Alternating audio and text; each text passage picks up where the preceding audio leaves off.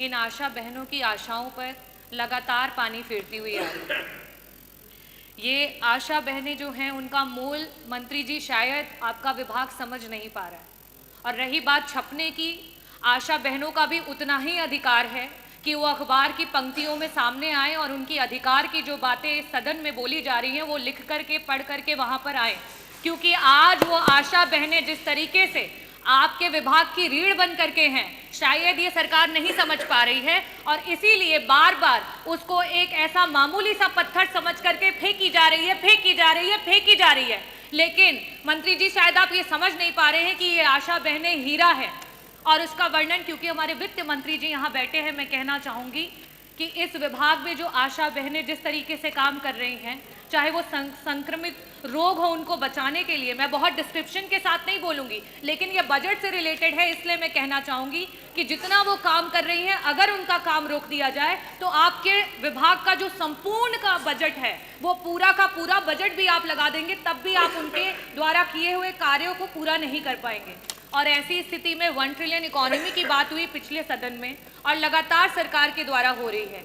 ऐसी स्थिति में 8 करोड़ का बजट है उत्तर प्रदेश की सरकार लेकर के आई है, लेकिन उस बजट में हमारी आशा बहनों के लिए कुछ भी नहीं है। मंत्री जी, मेरा प्रश्न आपसे ये है कि आप बात करते हैं कि उनका इतना मानदेय है और इतना सरकार दे रही है।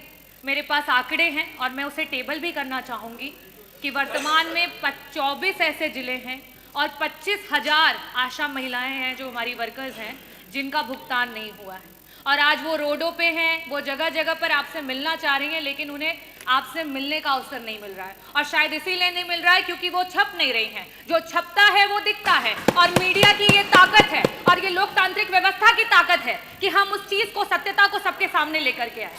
मेरा आपसे सिर्फ यही प्रश्न है कि 1 ट्रिलियन इकोनॉमी की बात करने वाली सरकार, इतने बड़े बड़े बजट्स लाने वाली सरकार, आज आपके विभाग की रीढ़ में सिर्फ और सिर्फ इसलिए क्योंकि आशा महिलाएं हैं उनको कोई दर्जा नहीं दिया जा रहा है, ना उन्हें राजकीय कर्मचारी का दर्जा दिया जा रहा है, ना उन्हें संविदा के कर्मचारियों का दर्जा दिया जा रहा है। और बार बार जब बात आ रही है कि उनको उनके अधिकार का पैसा मिले, क्योंकि वो हर समय काम करती हैं, प्रसव का कोई समय फिक्स नहीं होता है। हम सब किसी ना किसी परिवार से हैं और हम सब जानते हैं कि प्रसव किसी भी समय हो सकता है। और एक वो जो आशा बहन है, उस माँ के साथ वो 9 महीने उस प्रसव को झेलती है, उस प्रसव के साथ खड़ी रहती है और उसे अस्पताल लेकर के जाती है। ऐसी स्थितियों में क्या उसका अधिकार नहीं है कि उसे भी 18,000 का मानदेय प्रति माह मिले? क्या हमारी जो संगिनियां उनके साथ काम करती हैं उनका अधिकार नहीं है कि उन्हें 24,000 का मानदेय सरकार के द्वारा मिले?